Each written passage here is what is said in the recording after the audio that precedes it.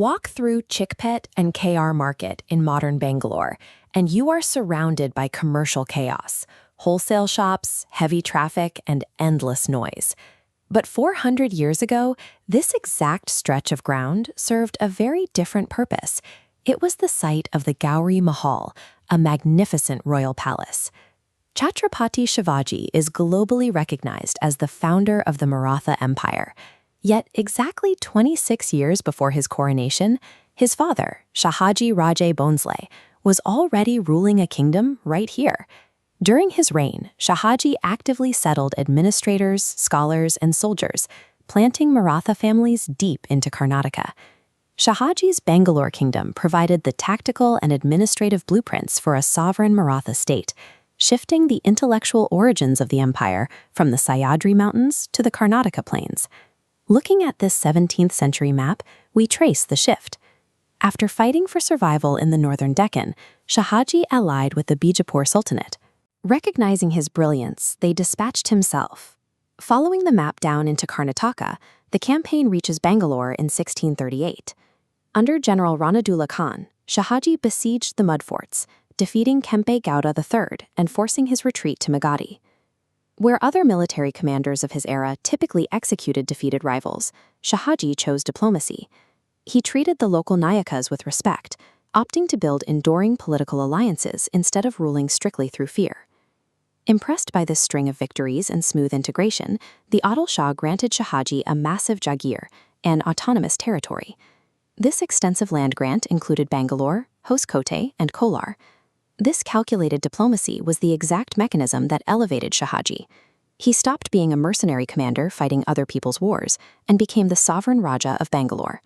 Shahaji's court quickly became a site of cultural synthesis. He married a Kannada-speaking woman named Saibai, and inside the Gowri Mahal, Marathi and Kannada scholars thrived side by side.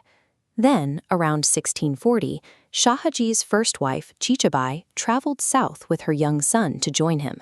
That boy was Shivaji, and he would spend his crucial formative years living in this prosperous Bangalore kingdom. While here, Shivaji toured the nearby remnants of the great Vijayanagara Empire. Standing among these ruins showed him the physical fractures of a once glorious Hindu civilization that had been dismantled by the sultanates. It was also directly inside the Gowri Mahal that Shahaji organized a spectacular royal wedding for his son, cementing young Shivaji's marriage to Saibai. Bangalore functioned as a political classroom where Shivaji observed the practical mechanics of ruling a sovereign state.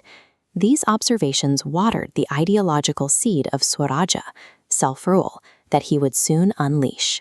Upon returning to Pune, Shivaji put these lessons into practice. By 1647, he was actively capturing forts and openly rebelling against the very Bijapur Sultanate his father served. Bijapur retaliated swiftly in 1648. Using a rival general named Baji Ghorpade, the Sultanate ambushed Shahaji, arrested him, and paraded him back to the capital in chains. Shahaji's eldest son, Sambhaji, launched fierce military campaigns from Bangalore to free his father. Tragically, these efforts ended when Sambhaji was killed during an ambush at Kanakagiri. Shahaji was eventually released, but the ransom was heavy. He was forced to publicly distance himself from Shahaji's rebellion and remain permanently in the south.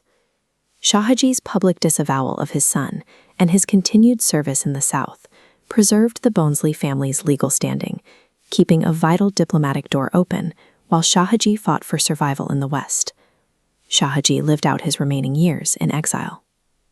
He never returned to the Sahyadris, ultimately dying from a fall during a 1664 hunt near Chanagiri. If you drive into the Davangere district today, you will find this modest, almost entirely forgotten samadhi resting quietly in the village of Hodagiri. The man who secured the very first territorial stronghold for the Marathas lived and died without ever leaving Karnataka soil. After Shahaji's death, his massive Bangalore kingdom faced an uncertain future as Shivaji's attention remained locked on his empire in the west. Shahaji's other son, Ekoji, pushed the Bhonsle banner even further south, establishing a new power center.